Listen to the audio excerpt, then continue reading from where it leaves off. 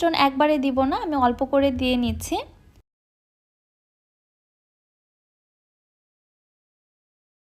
Piping ব্যাগটা যেন ফেটে না যায়, সেফটির জন্য এখানে আমি আরও একটি পাইপিং ব্যাগ ব্যবহার করছি। পাইপিং ব্যাগের মাথাটা কেটে আমি চলে যাচ্ছি চুলাতে তুলুম্বাগুলো তৈরি করার জন্য। চুলায় একটি প্যানের মধ্যে পরিমাপ মতো তেল নিয়েছি। চুলাটাকে আমি মাত্র জ্বালিয়েছি, তেলটা এখনও খুব ভালোভাবে গরম হয়নি। এই পর্যায়ে আমি তুলুম্বাগুলোকে তেলের মধ্যে ছেড়ে দিচ্ছি। একটি কেচির সাহায্যে তুলুম্বাগুলোকে একই মাপে কেটে কেটে আমি তেলের মধ্যে ফেলছি। দেখতেই পাচ্ছেন তেলটা কিন্তু একদমই গরম না। তুলুম্বাগুলো দেওয়ার সঙ্গে সঙ্গে তেলের মধ্যে বুদবুদ ক্রিয়েট হচ্ছে না, খুবই ধীরে ধীরে হচ্ছে। সম্পূর্ণ তুলুম্বা দেওয়ার পরে চুলার হিটটাকে আমি বাড়িয়ে মিডিয়াম টু লোয়ের মাঝামাঝি রেখেছি, কারণ এই তুলুম্বাগুলো সময় নিয়ে ভেজে নিতে হবে যেন উপরটা খুব ভালো ক্রিস্পি হয়। উপরটা যদি ভালোভাবে ক্রিস্পি না হয় তাহলে এই তুলুম্বাগুলো শিরায় দেওয়ার সঙ্গে সঙ্গেই নেতিয়ে যাবে। এই পর্যায়ে দেখুন তুলুম্বাগুলো কিন্তু ফুলে একদম ডাবল হয়ে গিয়েছে।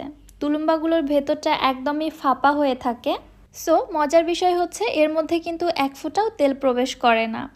প্রায় 8 থেকে 10 মিনিট সময় নিয়ে আমি খুব ভালোভাবে ক্রিস্পি করে তুলুম্বাগুলোকে ভেজে নিয়েছি। এরপরে তেল ঝরিয়ে উঠে সরাসরি তুলুম্বাগুলোকে শিরার মধ্যে দিয়ে দিচ্ছি। আপনারা চাইলে তুলুম্বাগুলোকে আরও একটু ডার্ক কালার করেও ভেজে নিতে পারেন, তবে আমার কাছে এই কালারটাই ভালো লাগে। শিরার মধ্যে উল্টে পাল্টে তুলুম্বাগুলোকে ভিজিয়ে রাখবো 1 মিনিটের জন্য। এর থেকে বেশি সময় রাখার প্রয়োজন নেই। এই অল্প সময়ের মধ্যেই খুবই সুন্দরভাবে তুলুম্বাগুলো শিরাটা সোক করে নেয়। শিরাটা কিন্তু একদমই ঠান্ডা থাকবে, আর গরম গরম তুলুম্বাগুলো ঠান্ডা শিরার মধ্যে দিয়ে দিতে হবে। তুলুম্বাগুলোকে আমি 1 মিনিটের মতো শিরার মধ্যে উল্টে পাল্টে নিয়েছি। তারপরে শিরা থেকে ছেঁকে তুলুম্বাগুলোকে উঠিয়ে নিচ্ছি।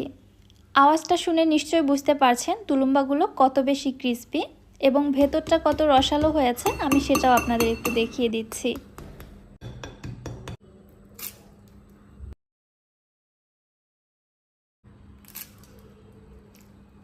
নিশ্চয় বুঝে গেছেন তুলুম্বাগুলো উপর থেকে ক্রিস্পি এবং ভেতর থেকে কতটা রসালো। প্রত্যেকটি তুলুম্বাই উপর থেকে এত ক্রিস্পি এবং ভেতর থেকে রসালো হয়েছে, আমার তো মনে হচ্ছিল প্রত্যেকটা তুলুম্বাই আপনাদের সঙ্গে ভেঙে ভেঙে শেয়ার করি।